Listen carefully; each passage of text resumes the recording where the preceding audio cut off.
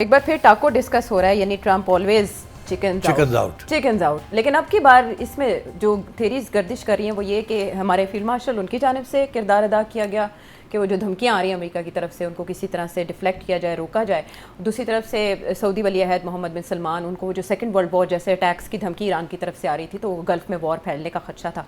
आपके ख्याल में समथिंग इन बिटवीन कुछ हुआ है या नहीं? आई थिंक जो खबर जो आई है वो आई थिंक उसमें सदाकत है।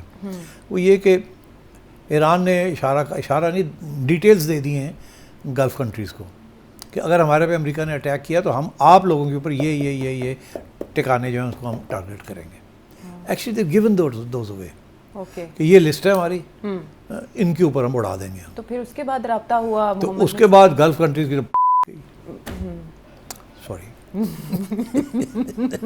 गल्फ़ कंट्रीज़ जो हैं वो परेशान हो गई कि हंस के ना आपको वीज़ा नहीं मिल रहा। अच्छा सीरियस हो जाओ, सीरियस हो जाओ, ओके सीरियस हो जाओ। तो गल्फ़ कंट्रीज़ को परेशान हो गए, जाहिर है। तो उन्होंने फिर डोनाल्ड ट्रंप को कहना शुरू कर दिया कि ज़रा यार देखो, मारे हम जाएंगे और तुम ये करने लगे हो, ना करो ऐसे। या यूएई भी परेशान हो गया जी। तो मगर आखिरी स्टेज पे ये हुआ कि डोनाल्ड ट्रंप ने कह दिया जी कल से हम शुरू करने लगे। उस वक़्त सऊदी मोनार्क MBS मोहम्मद बिन सलमान, इसने फिर डोनाल्ड ट्रंप को फ़ोन किया और कहा कि देखो तुम ये करोगे तो हम उड़ जाएंगे। हमें पता है वो कहाँ अटैक करेंगे ईरानियंस, आप हमें डिफेंड नहीं कर सकते, हम अपने आप को डिफेंड नहीं कर सकते, और ये सारा सुपर स्ट्रक्चर जो ऑयल का और वैसे भी ये तबाही हो जाएगी, हमारे लॉन्ग टर्म प्लान्स ये वो सब उड़ जाएगा। और फिर उन्होंने आगे भी एक धमकी दे दी, अकॉर्डिंग टू माई सोर्सेस। क्या? उन्होंने कहा ये जो सारी इन्वेस्टमेंट्स हम कर रहे हैं आपकी फैमिली के साथ, आपके कंट्री के बॉन्ड्स इन्वेस्टमेंट जो हमने वादे किए हैं आपको, प्लेज किया था उनके, ये सारा जब हम तबाही की तरफ जाएंगे तो ये हम सस्टेन नहीं कर सकेंगे, will pull out of all those. Okay, तो वो बिजनेसमैन माइंड फिर ओदी सॉरी यार ये पंजाबी मैं क्या करूँ।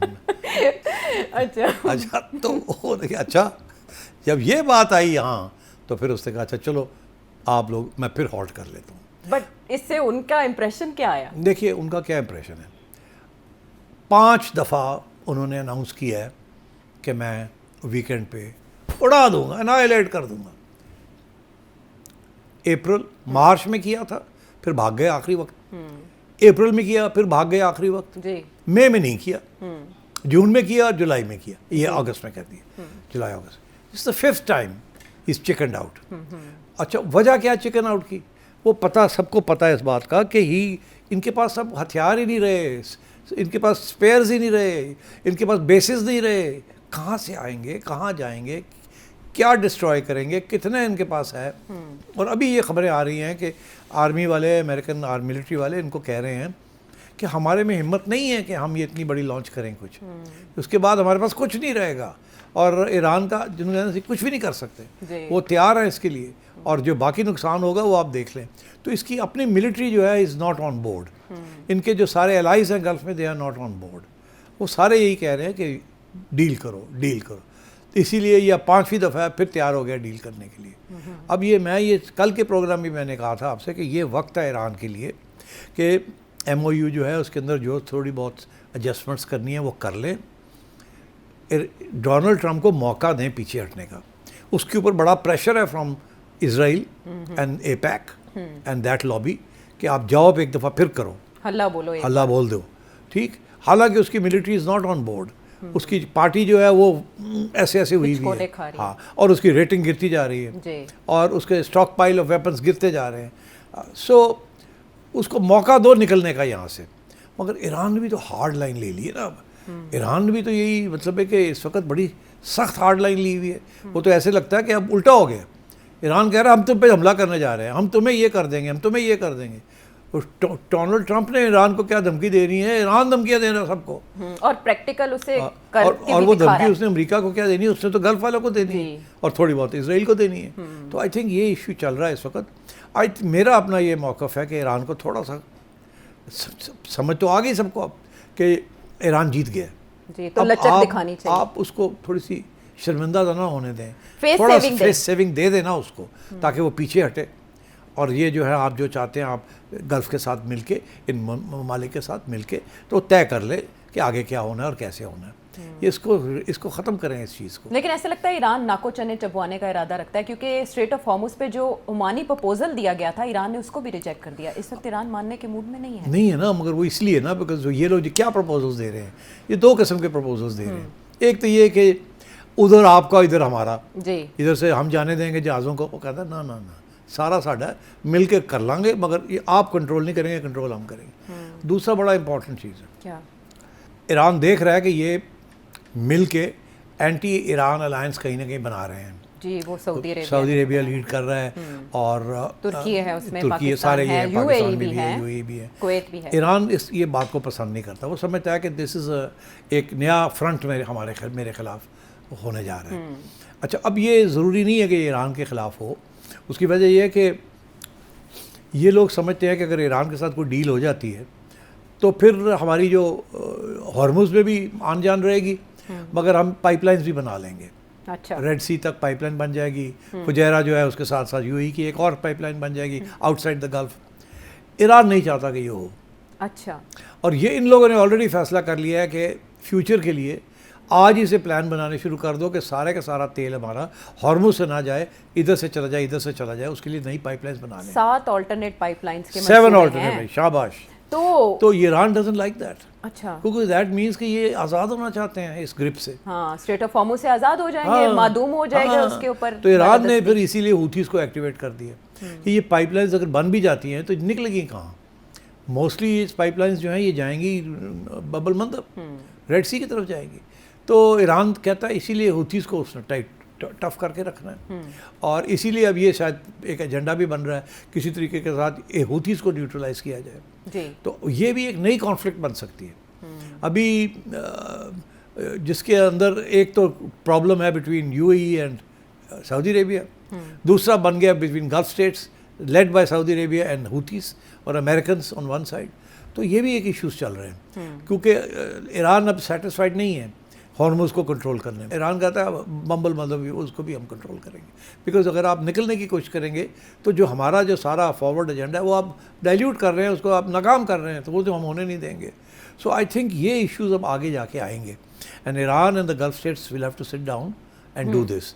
और इसीलिए हूथीज़ के साथ भी कोई अंडरस्टैंडिंग करनी पड़ेगी सऊदी अरेबिया को और यूएई को अपने अंडरस्टैंडिंग करनी पड़ेगी, एंड सऊदी अरेबिया, यूएई और ऑल दी अदर कुवैत, ये सबको मिलके ईरान के साथ भी करनी पड़ेगी। ये अगले 1 साल का एजेंडा है। जैसे America has to go away from the Middle East, Israel has to withdraw, and these states ये बैठ के including Pakistan as a mediator helper, ये कोई ना कोई नया अरेंजमेंट करना पड़ेगा फॉर दिस होल रीजन। अफसोस प्रॉब्लम जो आएगी, प्रॉब्लम ये है कि ईरान इस वक्त जैसे कहते हैं ना घोड़े पे चढ़ा हुआ है। हाई, वो अंग्रेजी का मुहावरा ना, you sitting on a high horse, आप घोड़े के ऊपर, बाकी हवा के घोड़े पे सवार हैं। तो मेरा ख्याल है ईरान को भी थोड़ा बहुत एडजस्ट करना पड़ेगा टू द न्यू रियलिटी। ये ना हो कि लाइक इट और नॉट, इंटेंशनली या अनइंटेंशनली ये फिर एस्केलेट हो जाए, और जिस एस्केलेशन के बाद फिर अमेरिका पागल हो जाए और फिर न्यूक्लियर वेपन्स ना इस्तेमाल कर ले। सेकेंड वर्ल्ड वॉर की धमकी तो इसीलिए I think Iran should also calibrate it's response. अभी तो वो लगता है मूड नहीं है, मगर अभी जो आखिरी खबर आई है कि ईरान ने कहा हाँ we are ready to talk. जी, ऐसी ही इशारे मिल रहे हैं। तो फिर अगर ऐसी है तो अगले 2-3 दिन में you should see some movement, कोई ना कोई 1-2 दिन में आपको लगता है, क्योंकि प्रेसिडेंट ट्रंप के ट्वीट में ये लिखा गया था कि वो जल्द या तेज़ी के साथ कोई मुआहदा करना चाहते हैं। जी हाँ, मेरा ख्याल है ये अगला हफ्ता फिर ऐसे ही निकलेगा। अच्छा। फिर आखिर पे अगर इस हफ्ते में कोई ना हुआ तो फिर ये धमकी आएगी वीकेंड के ऊपर फ्रॉम ट्रम्प। ओके, छठी धमकी। ठीक, जैसे सऊदी वली अहद के हवाले से जो इतलात आ रही हैं कि उन्होंने फ़ोन करके हमले रुकवाए हैं, तो आपके ख्याल में आइंदा मुसालहत का अगर कोई अमल होता है तो उसको सऊदी अरेबिया भी मीडिएट करेगा और बिठाने में मेज़ पे दोनों ममालिक को किरदार? मेरा ख्याल है सऊदी अरेबिया को बहुत मेजर रोल अदा करना पड़ेगा, और उसके पीछे पाकिस्तान होगा और तुर्की होगा, और तुर्की, कतर, पाकिस्तान, मैं समझता हूँ मिस्र भी, lead by Saudi Arabia. Because सबसे ज़्यादा बड़ा नुकसान सऊदी अरेबिया को होगा अगर ये जंग और बढ़ती है तो। देखिए इस वक्त उसको क्लासिफिकेशन क्या है इस वक्त क्लासिफिकेशन है कि फाइटिंग है, वॉर नहीं है, झड़पें हैं, फाइटिंग हो रही है, मगर this is not a war, जंग फुल फ्लैज जंग नहीं है, this is not a war. हाँ। तो आई थिंक ये अगर वॉर में एस्केलेट हो गया तो फिर उसके बाद तो बहुत मुश्किल हो जाता है, पॉइंट ऑफ नो रिटर्न।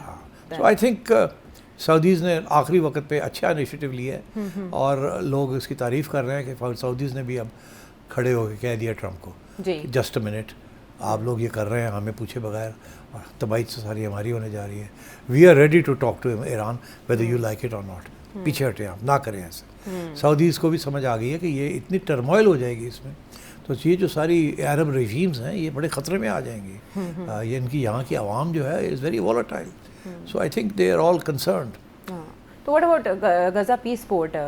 इस हमले रुकने के बाद तो इसराइल के अरमानों पे तो पानी फिर गया, लेकिन गज़ा पीस पोर्ट के हवाले से जो अनाउंसमेंट प्रेसिडेंट ट्रंप ने बड़ी खुशी के साथ की कि हमास गैर मुसल्लह होने पे आमादा हो चुके 8 महीने, सवाल ही पैदा नहीं होता, सवाल ही पैदा नहीं होता कि हमास अपने आप को डीवेपनाइज करें। अच्छा। ये सारा प्रोपेगेंडा है।